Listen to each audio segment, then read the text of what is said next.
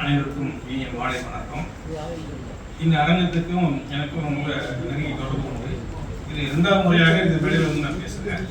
இதற்கு முன்னாடி வந்து புத்தரை பற்றி பேச வேண்டிய சூழ்நிலை இருந்துச்சு. ஒரு தலைப்பு கொடுத்துருந்தாங்க. அப்புறம் நான் புத்தரை பற்றி பேசியிருந்தேன். இப்போ அன்னைக்கு இருந்ததை விட இன்னைக்கு இருக்கிற இந்த வகுப்பறை வந்து அன்னைக்கு இருந்தது பார்த்தீங்கன்னா பாதி வெளிச்சம், இன்னைக்கு முழுமையான வெளிச்சம். வகுப்பறை மட்டும் இல்லாமல் மனிதர்களும் சரி, நம்ம வந்திருக்கிற அனைவருக்குமே ஒரு ஒரு பிரகாசமான ஒரு வெளிச்சம் தான் தெரியுது. ரொம்ப சந்தோஷமாக இருக்குது. இது வரைக்கும் பார்த்தீங்கன்னா ஒரு வரலாறு வகுப்பில் உட்கார்ந்துருந்த ஒரு உணர்வு, எப்படி வரலாறு வகுப்பில் எப்படி அந்த ஒரு பாரதியோட அந்த வருஷத்தை கூட தவற விடாமல் ஒவ்வொரு வருஷமும் நம்மளை குறித்து போடாங்க. நம்ம பேச வந்தது அப்படிங்கிறத விட இங்கே கேட்க வந்தது தான் அதிகம். அப்படிதான் அந்த ஐயா பேசும்போது பார்த்தீங்கன்னா அப்படியே ஒவ்வொரு வருஷமா கொண்டு வந்தாங்க. இங்கே என்ன நடந்தது, இங்கே நடந்தது. கிட்டத்தட்ட பார்த்தீங்கன்னா ஒரு ஆவணப்படம் கொண்டு வந்த மாதிரி தான். முன்னக்கட்டி கொண்டு வராங்க, 1904 கொண்டு வராங்க, 5 கொண்டு வராங்க, திரும்ப 3 கொண்டு வராங்க. அப்படி வருஷங்களை அழகாக கொண்டு வந்து நம்மளுக்கு வந்து ஒரு வரலாற்று பாடத்தை கொடுத்துட்டாங்க.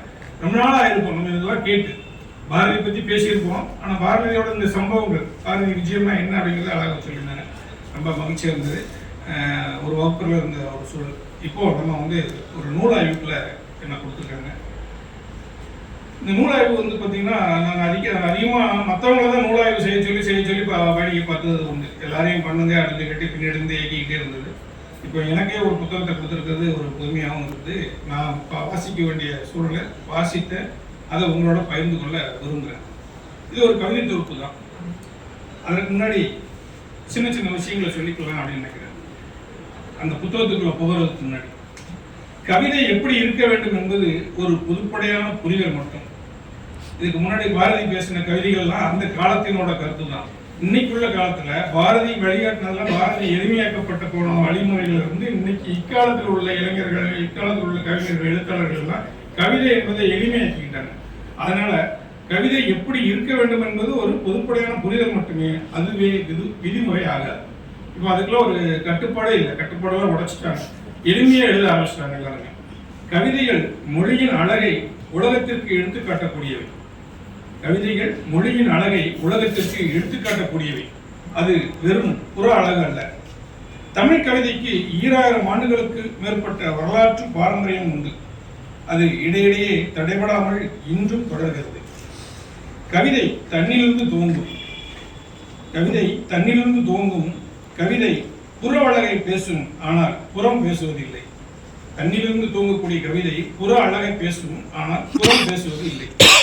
புறத்தில் காணும் இயற்கை அழகினை ரசித்து பின் காட்சியினை உணர்ந்து உணர்விற்கு சொற்களால் உருவம் தந்து கவிதை எனும் படைப்பாக துவங்குகிறது. புறக்காட்சிகளை பார்க்கும்போது நமக்கு வந்து அதையா நம்ம உணர்வை என்ன உணர்ந்திருக்குமோ அதுக்கு ஒரு உருவம் கொடுக்கணும், சொல்லா கொடுக்கணும், வார்த்தைகளா கொடுக்கணும். அப்படிங்கிறதுக்காக தான் அந்த உருவம் தான், சொல்லால் உருவாக்கப்பட்ட உருவம் தான் கவிதை ஆகும்.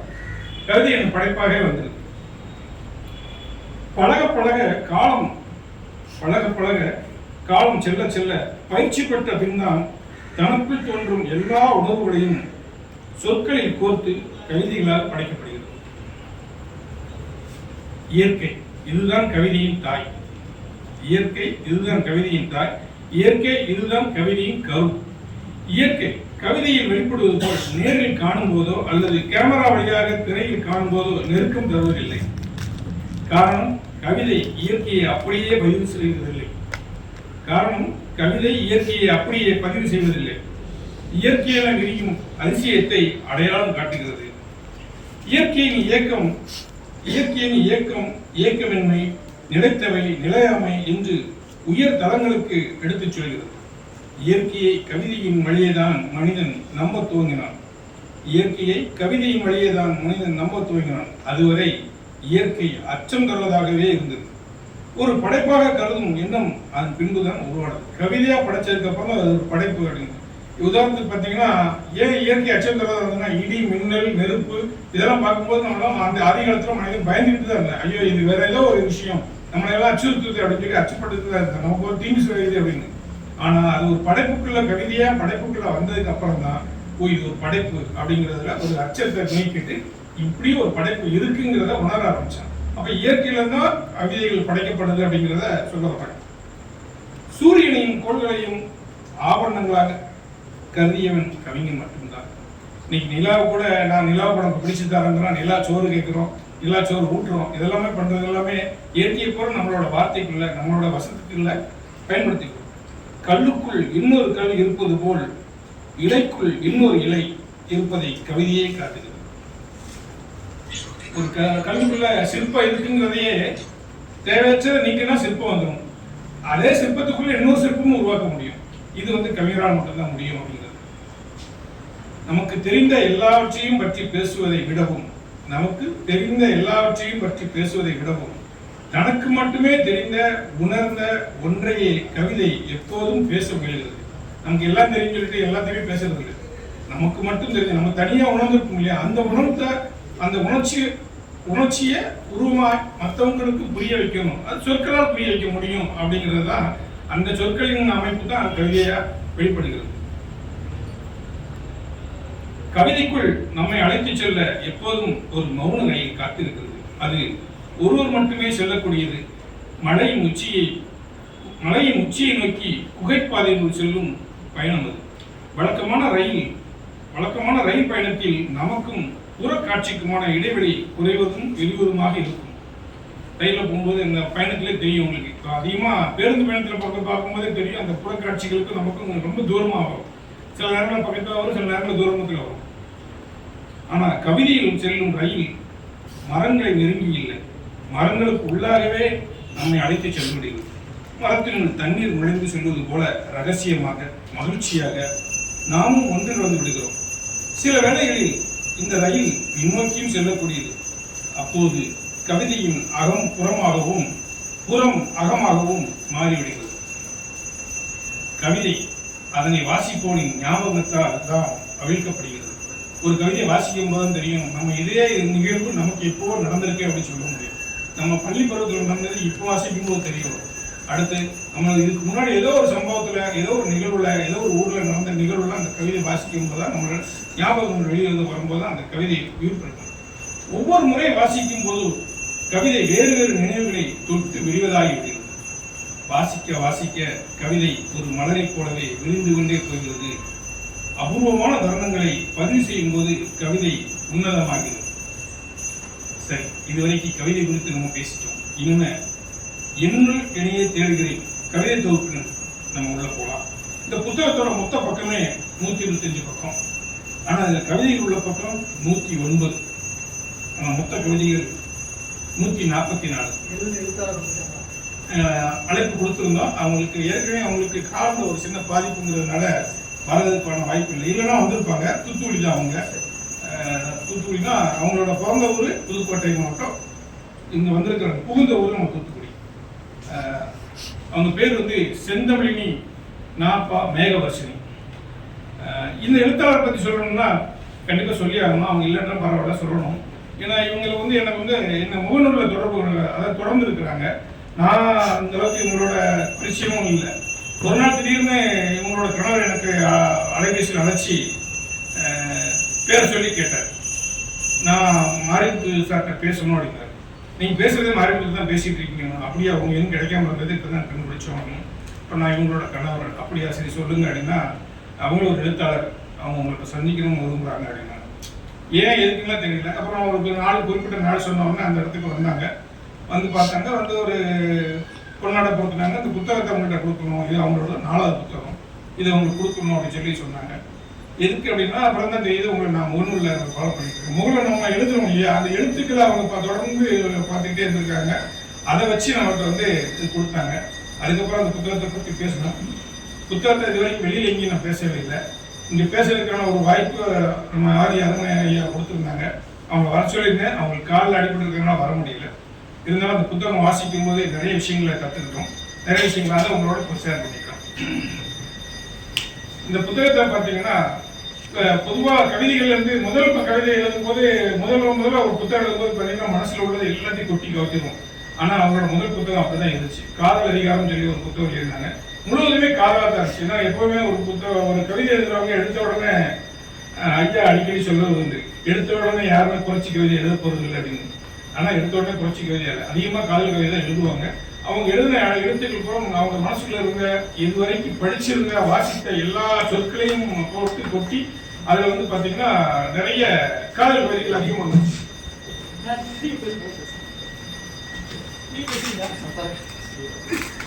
இந்த காதல் அதிகாரத்துல காதல் பத்தி அதிகமா சொல்லியிருந்தாங்க.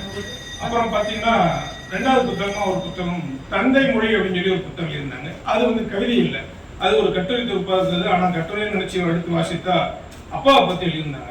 ஏன்னா அவங்க அப்பா தவறி இருக்கிறாங்க, தவறுன அடுத்த வருஷத்துல எழுதியிருக்கிறாங்க. அவங்க அப்பாவோட இப்படி இருந்தாங்க, ஒரு தந்தைக்கு மகளுக்கு உள்ள உறவை ஒரு நல்ல ஒரு விஷயமா, அதாவது அவங்களுக்கான குறிப்பிட்ட நிகழ்வு மட்டும் தான் எழுதியிருக்கிறாங்க.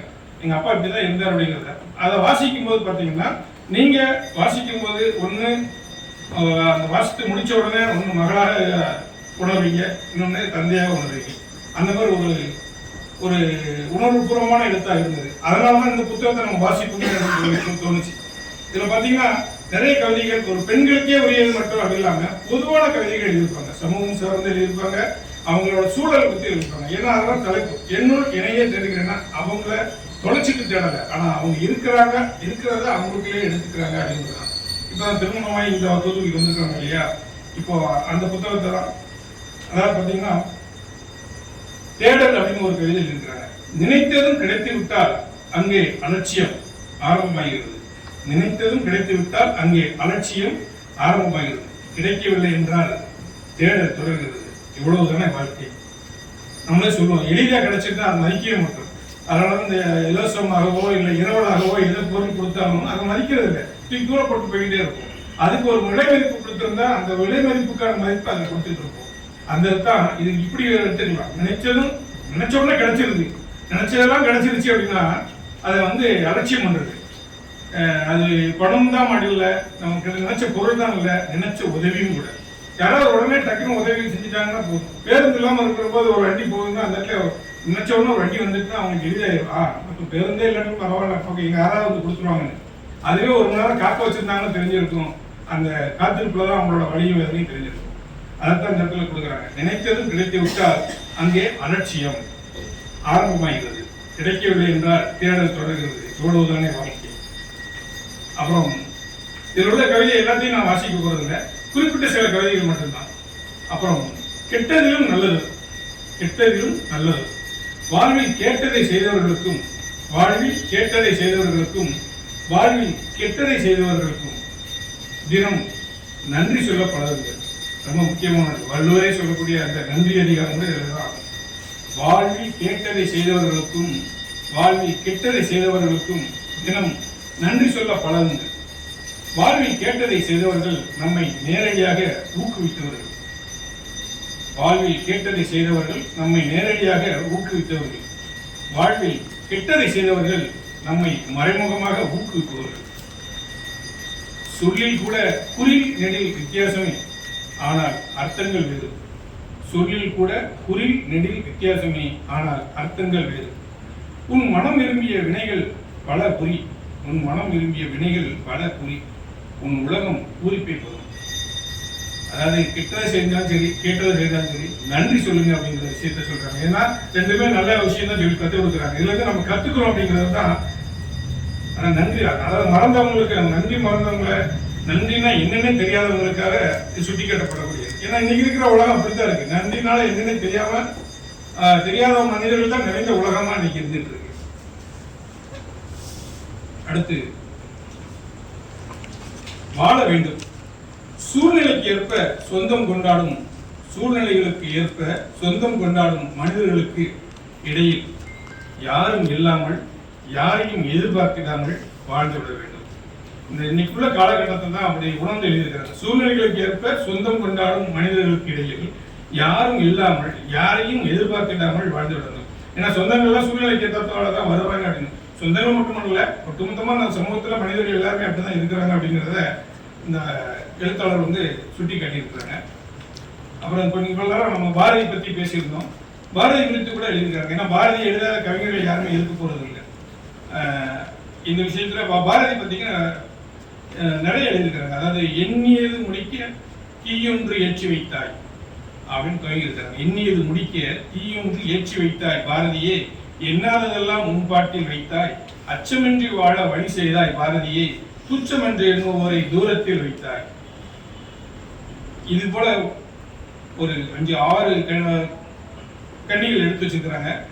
அத்தனையுமே பாரதியை பற்றி நம்ம என்னைக்காவது பாரதி விழா கொண்டாடணும்னா அந்த கவிதைகள் அப்படியே பொருத்தமா இருக்கும். திண்ணிய நெஞ்சம் கொண்டாய் பாரதியே, பாருக்குள் உன் மையம் கண்டாய், வெற்றிடமில்லா பற்றிடம் கண்டாய் பாரதியே, வேங்கை புலி ஒன்றாய் வேகம் கொண்டாய்.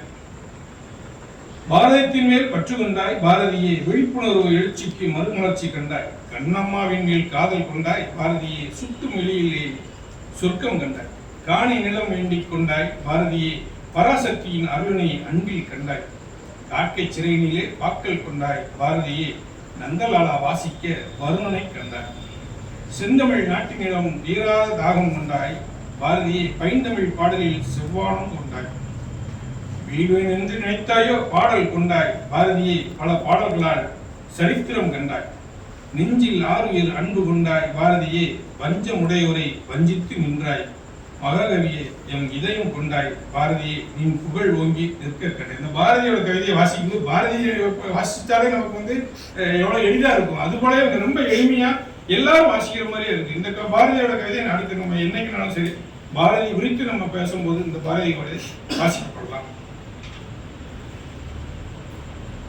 அதுபோல பாவேந்தருக்கு ஒரு கவிதை எழுதியிருக்கிறாங்க. தமிழன் எழுச்சியனை அன்றே வையத்திற்கு அமுதூட்டியவர், தமிழன் எழுச்சியனை அன்றே வையத்திற்கு அமுதூட்டியவரே, மகாகவியினால் ஈர்க்கப்பட்டு பெயர்தனை மாற்றி அமைத்தவரே, கவிதை புனைந்து காகிதம் கண்டு காலத்தினுள் நுழைந்தவரே, பாவேந்தர் என்று பாரிடம் பதித்து வாழ்ந்து சென்றவரே,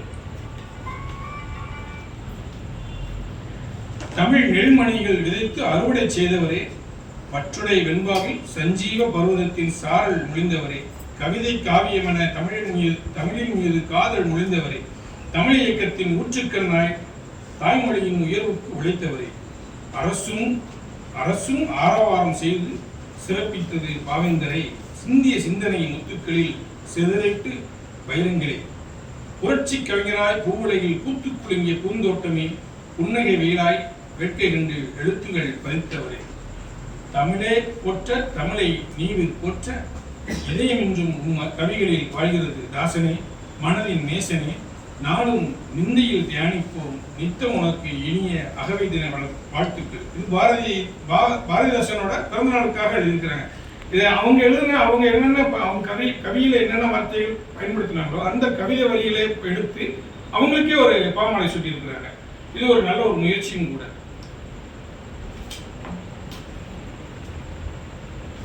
வியந்து பார்க்காதே, நாளை வரிதான். வியந்து பார்க்காதே, எதையும் வியந்து பார்க்காமல் பறந்து செல்லும், எதையும் வியந்து பார்க்காமல் பறந்து செல்லும். உலகம் பெரிது, உன்னால் சாதிக்க வேண்டியவை நிறைய உள்ளது. உண்மைதான், எதையும் ஏந்தி பார்க்க வேண்டிய அவசியமே இல்லை. எல்லாம் சொல்லுவாங்க, அதாவது இயற்கையை தவிர எதையுமே வேந்து பார்க்கணும். அதாவது எதையும்னா எவரையுமே வச்சுக்கலாம், யாரையுமே வேந்து பார்க்கணும் அவசியமே இல்லை. இவ்வளவு உயரத்துல இருக்கீங்களா, நீங்கள் ஒரு பெரிய ஆளும் அப்படிலாம் யாருமே கிடையாது. எல்லாம் நம்மளிருந்து வந்தவங்க தான். அதனால யாரை பார்த்தும் வேந்து பார்க்க வேண்டிய அவசியமே கிடையாது. அதனால வேந்து பார்க்காது, இயற்கையை தவிர வேற எதையுமே நம்ம வேந்து பார்க்க வேண்டிய அவசியமே கிடையாது. மௌனம், எழுத நினைக்கும் வரிகள் எல்லாம் பல நேரங்களில் எழுதாமலே மௌனம் பெறுகிறது. சொல்ல வந்த வார்த்தைகளை சொல்லாமலே கொண்டு போயிடுறாங்க. அந்த மௌனத்துக்கான வலிமையை இந்த இடத்துல குறிப்பிட்டு சொல்றாங்க. அதுபோல பேரழகு அப்படிங்கிற ஒரு இதுல ரெண்டே வரி தான். இயல்பாய் ரசிப்பதும் இயல்போடு இயல்பாய் வாழ்வதும் பேரழகு. அதுதான் அந்த இயற்கையை ரசிக்கிறவங்க இயற்கையா இயல்பாக இருந்துட்டு போகலாம். அதுக்காக ஒரு தரப்பு நல்ல மற்றவங்க நம்ம புறத்துல இருந்து நம்மளை மதிக்கணும் அப்படிங்கிறதுக்காண்டி ஒரு முயற்சி எடுக்க வேண்டாம், முயற்சி எடுக்க வேண்டாம் அப்படிங்கிறதுக்காக. அப்புறம் பெருமூச்சு விடு, இது ஒரு இயற்கையோட சேர்ந்து எழுதியிருக்கிறாங்க. எல்லா கவிதையும் இயற்கையை ரசிப்பாங்க, ஆனால் இயற்கையோடு எழுதியிருக்கிறாங்க. அதுதான் நம்ம வாழ்க்கைக்கும் பயனுள்ளதாக இருக்கும், வாழ்க்கையும் குறிப்பிடும். சருகாய் கிடக்கும் காய்ந்த இலையிடம் கேட்டுப்பார், வாழ்வின் அத்தனை நிலைகளையும் நீட்டி இழுத்து சொல்லி முடித்து பெருமூச்சு விடும். பல ரக மனங்களை கடந்த அனுபவத்தை கற்றுக்கொள்வார். ஒரு மரத்தில் உள்ள இலை பழுத்து கீழே விடும்போது தான் பல பேருடைய அந்த மரத்தடியில் நிறைய பேர் நின்று பழகிருப்போம். அத்தனையும் அது கேட்டிருக்கும். அத்தனையும் கேட்டு அந்த காற்று வழியாகவும் அந்த குழம்புல கேட்டிருக்கும். அதை கேட்டு தான் விழுந்திருக்கு, அது பெருமூச்சு விடுது அப்படிங்கிறத அழகாக சொல்லியிருக்கிறாங்க. வழக்கமாக அந்த புத்தகம் வாசிக்கிறத குறிப்பிடாம எந்த கவிஞருமே புத்தகத்தில் இருக்கவே மாட்டாங்க. இவங்களும் அது மாதிரி எழுதியிருக்கிறாங்க. இவங்க ஒரு பாணியில் இவங்களுக்குன்னு ஒரு தோணுதல் இருக்கு, அது போல எழுதியிருக்காங்க. புத்தகம் வாசி. யாருமில்லா தனிமை உணரும் போது ஒரு புத்தகம் வாசி. பல புது உறவுகள் மனதளவில் கிடைக்கும். அவை உன்னோடு பலவற்றை உரையாடும். உனக்குள் பல சிந்தனைகளை புதிதாக்கும். ஒவ்வொரு புத்தகத்தை வாசிக்கும் போதும் புதிய வீட்டில் வசிக்கும் உணர்வு பிறகு புத்தகத்தையே புது வீடாக்கிடுறாங்க. இன்னும் புதிய மனிதர்கள் வழக்கமாக புதிய மனிதர்களோட உறவாடுற மாதிரி கடைசி வார்த்தையை திரும்ப முழுமையாக வாசிக்கிறேன். யாருமில்லா தனிமை உணரும் போது ஒரு புத்தகம் வாசி. பல புது உறவுகள் மனதளவில் கிடைக்கும். அவை உன்னோடு பலவற்றை உரையாடும். உனக்குள் பல சிந்தனைகளை புதிதாக்கும். ஒவ்வொரு புத்தகத்தை வாசிக்கும் போதும் புதிய வீட்டில் வசிக்கும் உணர்வு பிறக்கும். ஒரு புது வீட்டுக்குள்ள போன ஒரு உணர்வு, நம்ம ஒரு வீடு மாதிரி போனாலும் இல்லை சொந்தமாக வீடு கட்டி போனாலும் அந்த ஒரு உணர்வு கிடைக்கும் அப்படிங்கிறாங்க. அதே நான் புத்தகத்துக்கு இன்னொரு விஷயம் சொல்றாங்க, புத்தக பித்து. இது நம்ம வீடுகளில் நம்ம பெண்கள் புத்தகத்திலே இருக்கிறாங்க அப்படின்னா, இன்னைக்கு யாரும் அந்த புத்தகத்திலே இல்லை, எல்லாரும் அலைபேசியில் இருக்கிறாங்க. இவங்க ஏனோ இவளுக்கு புத்தக பித்து பிடித்துள்ளது. அவ்வப்பொழுது ஏதாவது ஒரு புத்தகத்தை நோண்டிக்கொண்டே இருக்கிறாள். ஏய் இந்தடி என்று அழைத்தால் கூட காது கேட்பதில்லை. எட்டி பார்த்து மண்டையை தட்டி அடியே என்று அழைக்க என்னவென்று இருக்கும் உலகத்தையே வியப்பாக பார்க்கிறார். பாசக்காரி தான், ஏனோ புத்தகத்தின் மேலே அவரோட பாசம் முழுவதுமே புத்தகத்தினோட தான் இருக்கு அப்படிங்கிறது. அது புத்தகத்தோட அதை புத்தக பித்து நம்ம பைத்தியம் சொல்லுவோம், அதை அழகா பித்துன்னு சொல்லியிருக்காங்க. அது போல இந்த பட்டாம்பூச்சி தொடாத கவிஞர்களும் கிடையாது. பட்டாம்பூச்சி பார்த்தீங்கன்னா, பட்டாம்பூச்சி ஆகிறேன் பிடித்ததை பிடித்தவாறு செய்யும். சுதந்திரமா இருக்கிற மாதிரி தான், கூண்டு கிளியை விட்டு நாங்கள் சுதந்திரமா பறந்துகிட்டு இருக்கிறோம் அப்படிங்கிற ஒரு மகிழ்ச்சியான ஒரு வார்த்தை தான். பட்டாம்பூச்சி ஆகிறேன் பிடித்ததை பிடித்தவாறு செய்யும் பொழுது. விருப்பமான விஷயத்துல யாருமே தடை இல்லை அப்படிங்கிற போதுதான் அவங்க அதை இன்னொரு பட்டாம்பூச்சி சொல்றாங்க, நீல பட்டாம்பூச்சி. ஒருவரின் அன்பில் வாழ அவர் இருக்கத்தான் வேண்டும் என்றில்லையே. நினைவினும் நீல பட்டாம்பூச்சி. இது நினைவே போதும் அப்படிங்கிறத எடுத்து வச்சிருக்கிறாங்க. இப்போ இந்த புது வீட்டுக்குள்ள போனோம் அப்படிங்கிறதுல விஷயம்லாம் சொன்னோம். பட்டாம்பூச்சி போதும் அப்படின்னோம். அடுத்த கவிதையை பாருங்களேன். பல கதைகள் சொல்லுமே, இதுதான் தலைப்பு. அடைபட்ட கிளியிடம் பேசிப்பார். அறிவுக்கு எட்டாத 1000 கதைகள் சொல்லும். அடைபட்ட கிளியிடம் பேசிப்பார், அறிவுக்கு எட்டாத 1000 கதைகளை சொல்லும். அடைபடா பருந்திடம் பேசிப்பார், அகிலமே புகட்டாத 1000 உண்மைகளால் கொள்ளும். இரண்டுக்கும் இடையில் இருக்கும் மிச்ச வாழ்க்கையை மீட்டு எடுத்து வாழ்ந்து விடவே இங்கு பல பறவைகள் அலைந்து கொண்டே இருக்கின்றன வழிகளை தேடி. அடைபட்ட கிளி அறிவு கிட்டாத 1000 கதைகள் தான் சொல்லுமா? ஏன்னா நம்ம வீட்டுக்குள்ள கூண்டுக்குள்ள அடைச்சு போட்டுருக்கு. நம்ம மனிதர்களோட வழக்கம்னா அது சொல்ல போகுது. ஆனா அடைபடாத பருந்து உலகமெல்லாம் சுத்தி வரும், அது நிறைய உண்மைகளை சொல்லும் அப்படிங்கிறத இந்த கவிதையில கொண்டு இருக்கிறாங்க. உருவங்கள் அதுதான் அந்த உருவம் தான். கனவுகள் எல்லா பெண்களுக்கும் இன்றைய விடியல் இப்படித்தான் இருக்கும் அப்படிங்கிறதுக்காக ஒரு கனவுகள்ங்கிற ஒரு தலைப்புல அவங்க இருக்கிறாங்க. நான் அதை மாற்றி வாசிக்கிறேன். நீண்ட உறக்கத்தோடு உலரும் பேச்சுக்களோடு உரிமையான ஏச்சுக்களோடு உலா வரும் கனவுகளோடு. நீண்ட உறக்கத்தோடு உலரும் பேச்சுக்களோடு உரிமையான ஏச்சுக்களோடு உலா வரும் கனவுகளோடு விடியட்டும் எந்த இரவுகள். இன்றைய பெண்களோட அந்த இரவு இப்படித்தான் இருக்கு அப்படிங்கிறதுக்காக அவங்களோட இரவையும் அப்படி வச்சிருக்கிறாங்க. சரி, வாழ்க்கையை பத்தி ஒரு எப்படி இருக்கும் என்று அவங்க தலைப்பு. ஆனா இதுதான் வாழ்க்கையை குறிப்பிடுறாங்க. திசைகள் அறியா காட்சியிடம் கேட்க வேண்டும் பயணங்கள் எப்படி இருக்கும் என்று. திசைகள் அறியா காட்சியிடம் கேட்க வேண்டும் பயணங்கள் எப்படி இருக்கும் என்று. மொழிகள் அறியா இரவிடம் கேட்க வேண்டும் நட்சத்திர காதல் எப்படி இருக்கும் என்று. பிள்ளைகள் புரியா மழலையிடம் கேட்க வேண்டும் கருவறை சுகம் எப்படி இருக்கும் என்று. இயல்பின் சூட்டில் சூரியனை கேட்க வேண்டும், இயல்பாய் இருப்பின் கொதிநிலை எப்படி இருக்கும் என்று. புன்னகைக்கும் நிலவிடம் கேட்க வேண்டும், மேகத்தின் அணைத்தல் எப்படி இருக்கும் என்று. மண்ணை அரவணைத்த மலையிடம் கேட்க வேண்டும், மண்வாசம் எப்படி இருக்கும் என்று. இறப்பை அடைந்த ஆன்மாவை கேட்க வேண்டும், இறப்பின் மகிழ்வு எப்படி இருக்கும் என்று. எல்லாவற்றையும் கேட்டறிந்து எதனல்லோ வாழ்ந்து எப்படியோ இருந்து அப்படியே போவதுதான் வாழ்க்கை. வாழ்க்கையை எப்படி இருக்க வேண்டும் அப்படிங்கிற தலைப்புல கொடுத்துருக்குறாங்க. முறையீடு, வெளியில் துடிக்கொண்ட மேகங்கள். இது பார்த்தீங்கன்னா இந்த ஒரு சினிமா பாடல் உண்டு. இந்த முகிலினங்கள் அழைகிறதே முகவரிகள் தொலைந்தனவோ, முகவரிகள் தொலைந்ததனால் அழிடுமோ அதுமலையோ அப்படின்னு சொல்லி ஒரு சினிமா பாடல் உண்டு. அதை என்னோட சாயல் இருக்கும். வெளியில் துளிகொண்ட மேகங்கள் முகவரியின்றி வானத்திடம் முறையிட்டதாம். வெளியில் துளிகொண்ட மேகங்கள் முகவரியின்றி வானத்திடம் முறையிட்டதாம். இத்தனை பெருமழை எதற்காக என்று. இது போல நிறைய கவிதைகள்ல குறிப்பிட்டு சொல்ல வேண்டிய கவிதைகள் நிறைய இருக்குது. எல்லா கவிதைகளுமே நமக்கு சிறப்பான வரிகளா தான் இருக்கும்.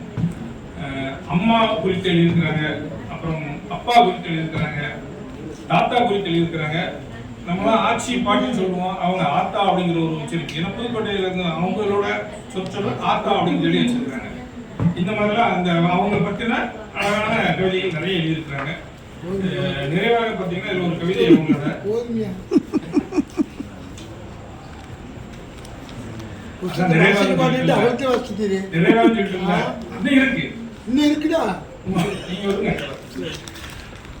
பிடிவாதம் தான் நான் நானாக வாழ்ந்துட்டு சாக. இதுதான் அந்த கடைசியான நிறைய கவிதை. ஐயா இருங்க, இங்க போறீங்க.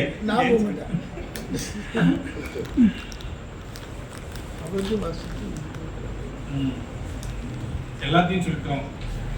இவங்க இவங்களோட எழுத்துக்கள் இவங்க அவங்க இல்லை இருக்கும்போது இருந்தாங்கன்னா நிறைய விஷயங்கள் அவங்களுக்கு சொல்ற மாதிரி சொல்லலாம் அப்படின்னு இருந்தது.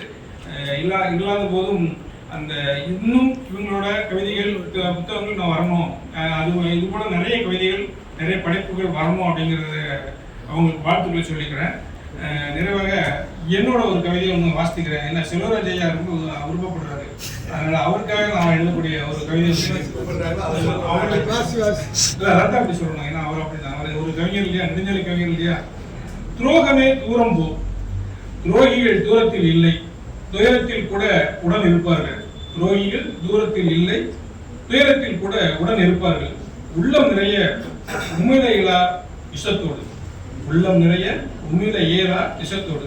வாழ்த்துவது போல வார்த்தைகளில் வீழ்த்தவே துடிக்கும் மனசு, வாழ்த்துவது போல வார்த்தைகளில் வீழ்த்தவே துடிக்கும் மனசு.